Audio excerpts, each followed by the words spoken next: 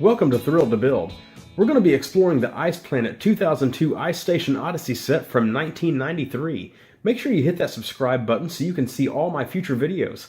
And let's get into this set. The first thing you'll want to take note about this set is the raised base plate. It was introduced in 1989, but this was the second time LEGO had used it for an actual space set. The base plate had been used in sets prior to this, but it had never been colored this way, and it's never been colored this way since. It also used a half base plate for the sliding crane, which went across for the rocket storage area.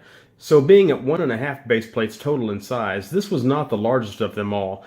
Some got up to 2 full base plates, and then the monorail sets, which expanded past base plate footprints, were even bigger. But as LEGO developed, there were some smaller sets as well. Making our way up the ramp, we have 2 forms of security. The first gate at the base of the ramp with the trans neon orange antennas acting as the barricade. This is the first year these were made in this color, as with all the other trans neon orange elements, with this and the other Ice Planet sets. Also notice these still have the rounded tops on them. These are something that went away as of 2017. They began making them with the flat tops. At the top of the ramp there is a small gate, and then we have the commander seat. In front of the commander seat is one of the Ice Planet rocket controls. But more important to us is the 2x2 round brick, which operates the Technic rack winder.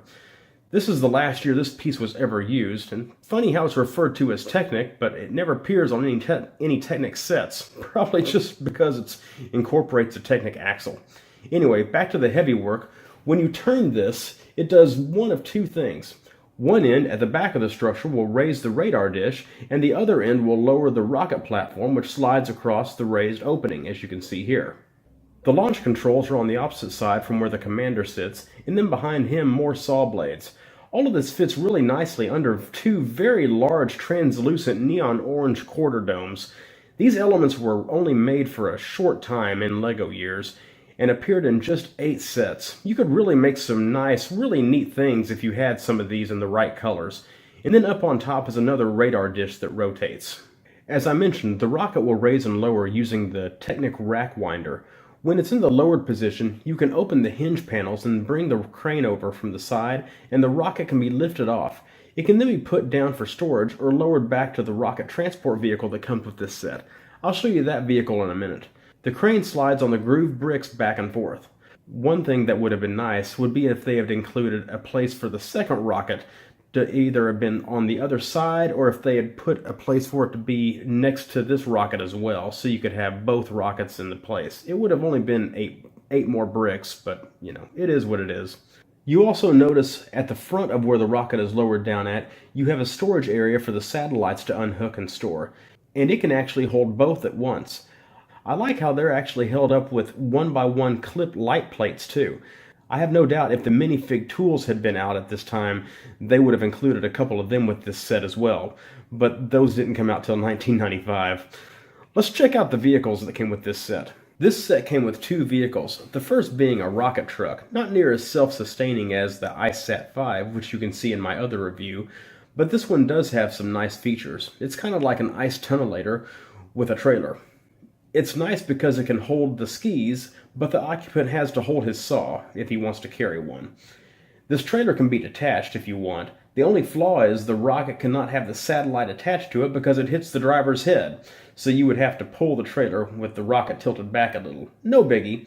And let's not forget all those beautiful white wheels you'll be able to get with this one. The other vehicle is the little sled. It has 2 Technic skis and these 2 what appear to be lasers. It has a printed 2x3 Ice Planet slope and control tile, just like the rocket truck. Really a nice little vehicle to guard the rocket truck or keep other people away. It comes with 3 minifigures, the base commander, a normal Ice Planet minifigure, and then the female Ice Planet minifigure. They're really cool looking minifigures with their special visors. This was the first year that LEGO did anything special aside from the flat visors with the space sets. So they had a whole new look to them. If I was to make any changes to the set, there's really only 3 trivial things I think I would do. I mentioned one already, a place for a second rocket to go over on the side by the crane. I also think I would add these elements to the front where the blast deflector is. At least I think that's what it's supposed to be, right here. with a little bit of support in these two elements like I have pictured right here. I just think it would look a little bit nicer. And the third is if you rotate it around right here,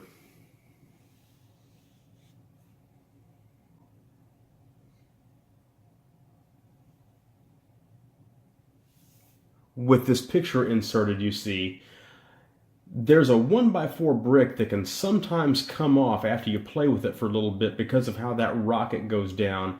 And sometimes that can come off, and if it does, then you've got to put it back on because it goes back into that pit down there. So I think they could have probably put a different element type or something like that on there for some reinforcement. But aside from that, it's really a really cool set.